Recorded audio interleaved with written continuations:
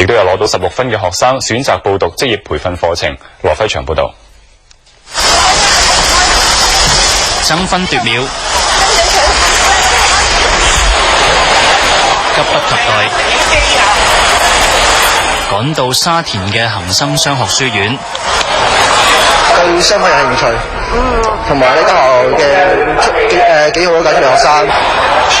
恒商今年高級程度會考有2名6A 狀元，令到學院更具吸引力。即使未獲取錄，有面試嘅機會都一樣激動。仔女未到，家長就做先頭部隊。心情好緊張啊，佢就好希望讀呢度咯。升讀中6亦都唔係唯一嘅出路，攞到16分嘅楊同學就選擇報讀專業教育學院嘅設計課程。我自己係將來想係對呢個設計有興趣，將來職業係對呢門學問係有關係嘅。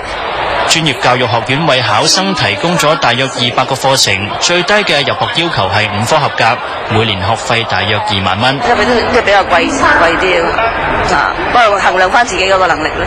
除咗專業教育學院，建造業訓練局同製衣業訓練局亦都有為今屆嘅會考生提供職業嘅培訓課程，合共大約有7000幾個學額。無線電視記者羅輝祥報道。